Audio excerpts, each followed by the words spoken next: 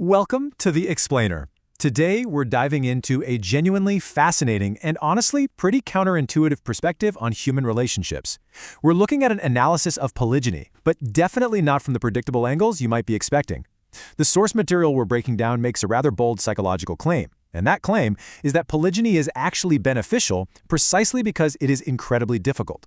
It's a total flip on how modern society usually views pleasure and convenience, and I'm really excited to guide you through the logic of this exact argument. So think about this core paradox for a second. Why might something be considered good or rewarding literally because it's hard? Well, the speaker we're analyzing argues that true human enjoyment actually increases when our behaviors are restricted by heavy, demanding responsibilities.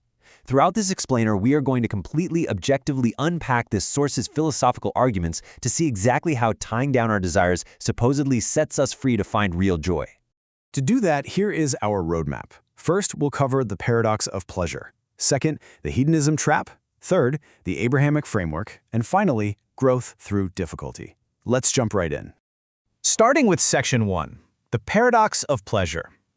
To really understand the source's stance here, we first have to wrap our heads around their foundational psychological claim, which is that humans experience the world through opposites. The crucial point the speaker makes right out of the gate is that in human nature, pleasure and pain are totally, fundamentally inseparable. It sounds a bit ironic, right? But the argument is that true happiness and a genuine appreciation for literally anything in life fundamentally requires sacrifice and hard work. You simply can't appreciate the view from the peak without suffering through the climb up the mountain. The speaker summarizes it with a super punchy thesis: that which you work hard for, you enjoy most. And think about it in your own life.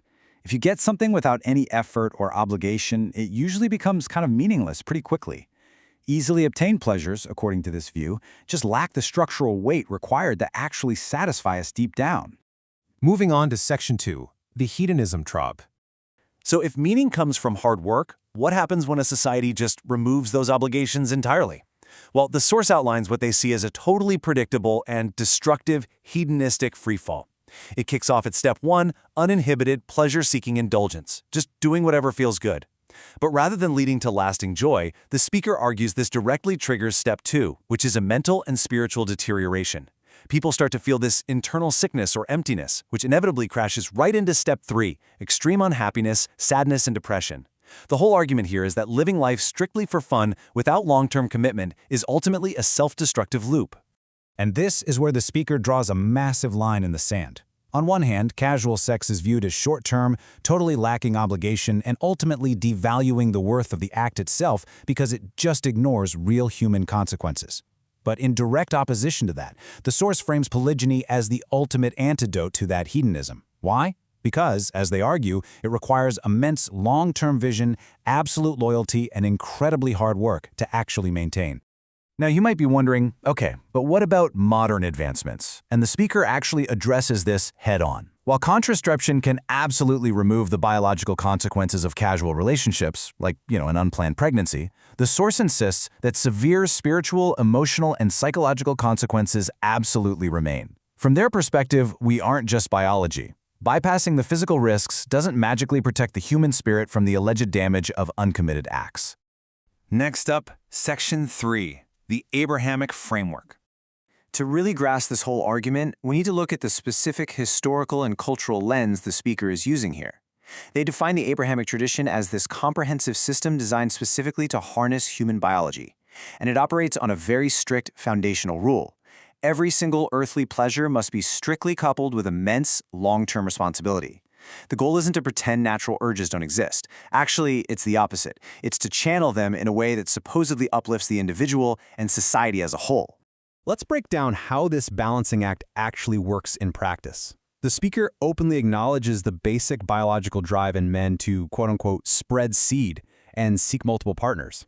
But look at the heavy responsibilities attached to it. The urge to spread seed must be met with maintaining a strict covenant and trust. Earthly pleasure is instantly paired with the massive duty of fathering and actually raising children. And seeking multiple partners demands exclusive loyalty and commitment to those specific partners. It's a very rigid system of checks and balances. And that brings us to our final section, growth through difficulty. If this framework is literally as demanding as the speaker claims, what's the psychological payoff for taking on that massive burden? According to the source, it is profound personal evolution. Because polygyny is so complex, men are basically forced to develop an intense set of essential skills just to survive it, let alone succeed at it. We're talking dynamic leadership, deep forethought and planning, complex negotiation, and a constant need for cooperation. The argument here is that managing these multiple, heavy commitments burns away your insecurities and forces you to operate at a much higher, much more capable level. But what about women within this structure? Well, the speaker argues that this framework demands extreme psychological sophistication from women, too. Look at the emotional requirements they list: suppressing negative feelings, rationally placing the mind before raw emotions, managing incredibly complex jealousy, and maintaining an overall sense of peace. The source claims that navigating these extreme emotional hurdles actually evolves human beings in a way that simpler, less demanding structures just can't match.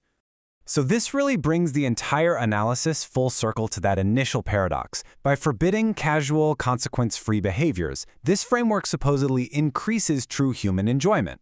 The logic is that because the commitment is so unbelievably difficult, the rewards when you actually earn them through absolute loyalty and immense responsibility are vastly more fulfilling than anything you could ever get easily or for free. Which leaves us with a really fascinating, provocative question to ponder, based entirely on the framework we've just unpacked today. If absolute freedom inevitably leads to the hedonism trap, is true human fulfillment only found within the borders of immense, difficult responsibility? It's a pretty compelling lens through which to view human nature, our boundaries, and our constant pursuit of happiness. Thank you so much for joining me for this explainer. I hope this breakdown gave you some deep, structured insights into a highly complex perspective. Keep analyzing, keep learning, and I'll catch you next time.